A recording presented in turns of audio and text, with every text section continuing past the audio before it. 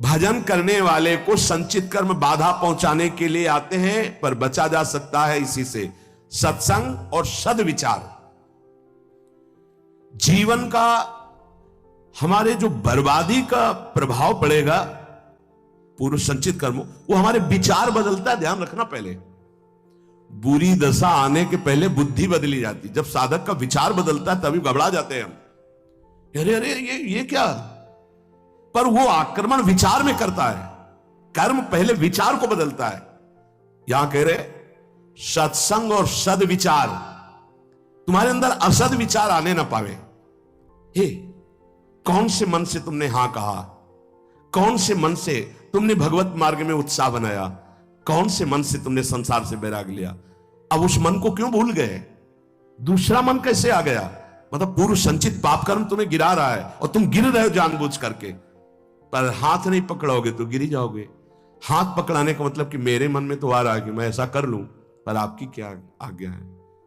बिल्कुल अवसर नहीं देता साधक, आपकी क्या इच्छा है अवसर नहीं देता। सीधे बात, मैं ये नहीं करूंगा, मैं ये ऐसे मैं तब हंसी आती है। अय पूर्व संचित कर्म, तू मेरे से बलवान निकल गया, जा घसीट ले जा, अब क्या कर सकता हूं। मेरी कबड्डी के खेल में आउट हो गया है, नहीं पकड़ पाऊंगा। अगर उपासना में आपका प्रवेश है तो एक प्रार्थना मान लीजिए हमारी।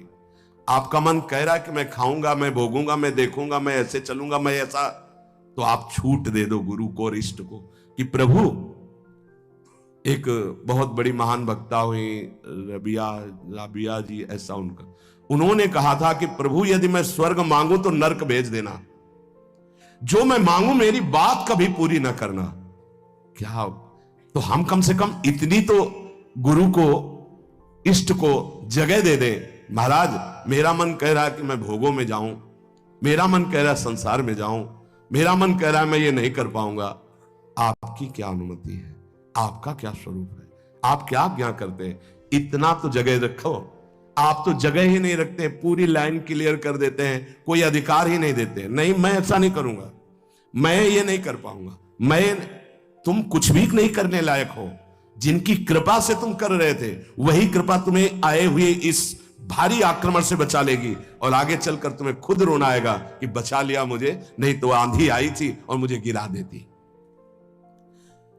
भजन से हर संचित बाधाएं भस्म हो जाएंगी। ध्यान रखना, भजन करने वाले पर संचित कर्म बाधा डालेंगे, पर सत्संग और सद्विचार और भजन की दृढ़ता हर कर्म को भस्म कर देगी, हर बाधा को भस्म कर देगी। तुम्हारे जीवन में यदि किसी संत का संयोग है तो उसकी आज्ञा से जितनी जल्दी तुम्हारी इन बाधाओं का नाश होगा, उतनी जल्दी तुम्हारी साधना से नहीं होगा। इसलिए भक्तों के संग की बड़ी महिमा बताई गई है। यहां तक कि भगवान से भी बढ़कर भक्तों की संग की महिमा बताई गई। मोरे मन प्रभुवश विश्वासा, राम ते अधिक राम कर दासा। ये मान लो, ये जीवन बहुत ऊंचाई पर चढ़ाना है। आप अकेले नहीं चढ़ पाओगे, आप हाथ दीजिए और साथ चढ़ जाओ। तो बोले एक दो को चढ़ा दोगे, यहां तो हजारों कैसे चढ़ोगे। तो हमारे प्रभु का वेद नहीं पढ़े इसलिए नहीं जानते। सहस्त्र शीर खा पुरुखा, सहस्राक्षा सहस्त्रपाद। वो अनंत हाथों वाला है, अनंत भुजाओं वाला, अनंत पाद वाला, अनंत नेत्र वाला, विश्वतः चक्षुर, वो विश्व नेत्र वाला है। अरे वो तुम्हें ऐसे गोद में लेकर पहुंचा देगा, तुम्हें चढ़ने नहीं पड़ेगा। उसकी करुणा दृष्टि हो जाए तो लूला लंगड़ा सुमेर पर्वत को पार कर जाए। मुकम करोति वाचालम पंगुम लंघयते गिरिम। इस अध्यात्म की चढ़ाई के लिए हम सबकी टांगे टूटी हुई है, तो हमको उठा के ले चलते हैं गुरुदेव। हमें हरि उठा के ले चल रहे हैं। पहाड़ लंघवा दिया, ये काम क्रोध लोभ मोह मद मत्सर, ये बड़े बड़े पहाड़ हैं, ऐसे लंघवा दिया। मुंह को हो वाचाल पंगु चढ़े गिरिवर गहन। सही पूछो तो इस चढ़ाई पर चढ़ने लायक नहीं, पर कृपा ने चोटी को लंघवा दिया। बार बार जैसे प्रारंभ हुआ था जहां से सत्संग, बार बार मन निहाल होता है, कितने करुणा में प्रभु, जब उनकी करुणा दिखाई देती। अरे साधारण जीव, विषयी जीव पहाड़ लांघ गया, बड़ा आश्चर्य। गृह कारज नाना जंजाला, ते अति दुर्गम शैल विशाला। काम क्रोध लोभ मोह मद मत्सर विशाल पहाड़ है, और एक छोटा सा साधन लांग गया, तब लगता है कृपा में बड़ी ताकत। छोटा सा विशाला, काम क्रोध लोभ मोह मद मत्सर विशाल पहाड़ है, और एक छोटा सा साधन लांग गया, तब लगता है कृपा में बड़ी ताकत। छोटा सांप का बच्चा गरुड़ को खा जाए, ऐसी सामर्थ हमारे हरि में है। मस्कई करे बिरंच सम, मच्छर को ब्रह्मा बना दे, ब्रह्मा को मच्छर बना दे, ऐसे प्रभु के शरणागत है।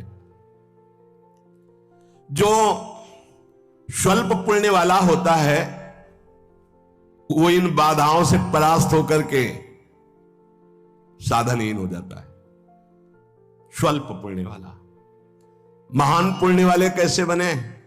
बोले भगवत प्रसाद, उच्छिष्टामृत, भगवत नाम गुणगान, भक्त चरित्र और भगवत विग्रह की सेवा, ये तुम्हें महान पुण्य वाले बना देंगे, जिससे कोई बाधा तुम्हें गिरा नहीं पाएगी। फिर ध्यान दीजिए, स्वल्प पुण्य वालों को ये संचित कर्म बाधा पहुंचाकर भजन से विमुख कर देते हैं। तो हम अपने पुण्यों को कैसे बढ़ाएं? तो बोले भगवत प्रसाद पाओ, उच्छिष्ट, संतों की जूठन, प्रभु की जूठन, गुरुदेव की जूठन, जूठन ले पाइए, आदेश में सेवक जी महाराज करें। ऐसे जो नाम गुण रूप लीला धाम में रमण करते हैं, उनकी अगर हमें प्रसादी मिल जाए तो हमारे सारे पाप नष्ट हो, हमारा सुकृत बढ़े। प्रसाद से बहुत सुकृतवान बनता है। अपने रोज पाते हैं, गुरुदेव का भी पाते हैं, सिंहासन में गुरुदेव भी तो विराजमान है, प्रिया प्रीतम विराजमान है, आचार्य विराजमान है। तो आराध्य देव, गुरुदेव, आचार्य, सबकी जूठन मिलती जब भोग लगता है। और नाम गुणगान वो भी कृपा से होता है। गुणगान होता है, अभी वाणी पाठ शुरू हो जाएगा, और नाम कीर्तन होता है। भगवत भाव में डूबे हुए भक्तों के पावन चरित्र, भक्त संग और भगवत विग्रह की सेवा, इससे बहुत जल्दी सुकृत एकत्रित हो जाते हैं और वो बाधाओं को परास्त कर देता है। सेवा मिले तो समझ लेना बहुत बड़ी बात हो गई। भगवत सेवा मिले तो चूक मत करना। छोटी सी भी पुष्प की सेवा भी, पीछे एक बार सुने हैं आप सेवा का प्रभाव, सूरदास जी के पद में आरती कर रहे हैं उसका अलग प्रभाव, चंवर डुला रहे उसका अलग प्रभाव। एक एक सेवा, हमारे प्रभु बड़े उदार हैं, रीझ जाते हैं। जिस उपासक को संतों से प्रेम हो गया, उसका और कोई साधन बने या ना बने, कोई बाधा उसे परास्त नहीं कर सकती।